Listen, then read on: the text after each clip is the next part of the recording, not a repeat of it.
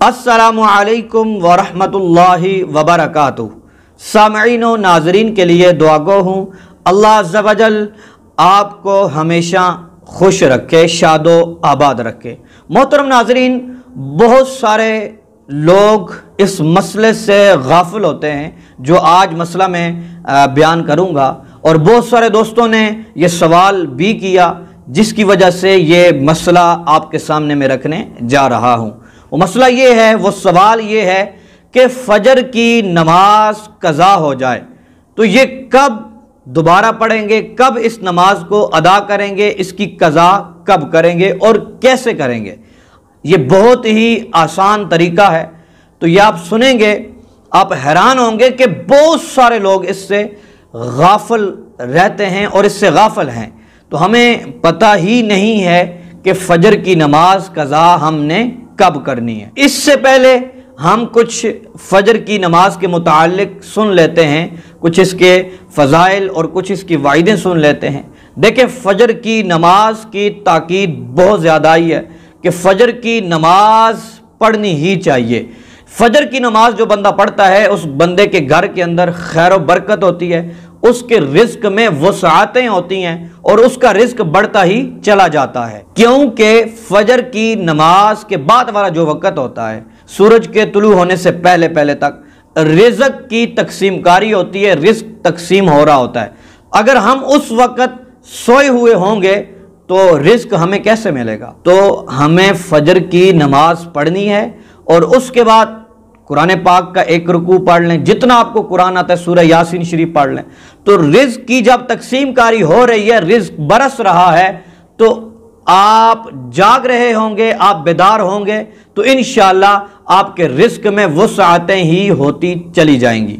तो आज हम इसलिए भी बहुत ज़्यादा पीछे चले गए, हम फ़जर की नमाज बिल्कुल भी नहीं पढ़ते, हमारी औलादें भी नहीं पढ़ती, रातों को देर तक हम जागते रहते हैं। तो प्यारे और मोहतरम नाज़रीन, फ़जर की नमाज की पाबंदी हम ज़रूर करें, फिर देखिएगा हमारे हालात चेंज हो जाएंगे, हमारे घर के अंदर इतनी बरकत होगी, मोहल्ले वाले हमसे पूछेंगे कि भैया आप कौन सा वजीफ़ा करते हैं कि आपके रिज़्क़ में वसाअतें, बरकतें, मसाइल ख़त्म हो रहे हैं। लिहाजा हम फ़जर की नमाज ज़रूर बेज़रूर पढ़ना शुरू कर दें। मोहतरम नाज़रीन, ये फ़जर की नमाज कज़ा हो जाए तो इसकी कज़ा कैसे करेंगे। सबसे पहले ये सुनते हैं कि कज़ा होती कब है।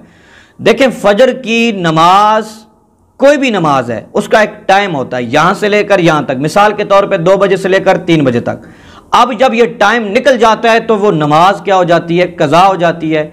अब उसकी कज़ा करनी पड़ेगी। अब टाइम के अंदर अंदर उसने जमात के साथ पढ़ी या जमात के बगैर पढ़ी तो उस बंदे की अदा नमाज ही कहलाएगी, मतलब वो अदा ही होगी, कज़ा नहीं होगी। अब फ़जर की नमाज का टाइम होता है सूरज के तुलू होने तक। जब तक सूरज तुलू नहीं होगा, उसका टाइम शुरू नहीं होगा, तब तक आप फ़जर की नमाज पढ़ेंगे तो वो अदा ही कहलाएगी। जब सूरज का टाइम शुरू हो गया तुलू होने का, अब जो है आपकी फ़जर की नमाज कज़ा हो जाएगी। अब आप फ़जर की नमाज कज़ा कब करेंगे। इसकी पहली सूरत यह है कि सूरज के तुलू होने के 20 मिनट बाद आप फ़जर की नमाज को कज़ा करेंगे। तो इस तरह आपकी फ़जर की नमाज कज़ा हो जाएगी। तो आपसे वो कज़ा जो हुई थी फ़जर की नमाज वो ख़त्म हो जाएगी। अगर आप सूरज के तुलू होने के बाद 20 मिनट बाद नहीं पढ़ सकते तो फिर आप किसी भी वक़्त पढ़ सकते हैं, लेकिन जो 3 मकरू औकात हैं इनसे हटकर, पहला जो सूरज तुलू होता है 20 मिनट बाद, फिर जब सूरज बिल्कुल सर के ऊपर होता है उसके 20 मिनट बाद ये मकरू औकात दूसरा है, तीसरा जब सूरज गुरूब हो रहा होता है, गुरूब होने से 20 मिनट पहले। तो ये 3 औकातें मकरू हैं, इनके अंदर नहीं पढ़ सकते। इसके अलावा आप जब चाहें रात दिन फ़जर की नमाज की कज़ा कर सकते हैं। ये फ़ुक़हाए किराम ने इस मसले को इसी तरह बयान किया और इसी तरह जो है ये मसला चलता आ रहा है। तो आप फ़जर की नमाज अगर आपसे रह जाती है तो आप सूरज के तुलू होने के 20 मिनट बाद उसको पढ़ सकते हैं, नहीं तो फिर जब आपको टाइम मिले उस वक़्त आप फ़जर की नमाज की कज़ा کر سکتے ہیں۔ اللہ تبارک و تعالی ہم سب کا حامی و ناصر ہو۔ اللہ تبارک و تعالی ہمیں دین کی سمجھ عطا فرمائے۔ دوستو تب تک خدا حافظ، ملتے ہیں نیکسٹ ویڈیو میں۔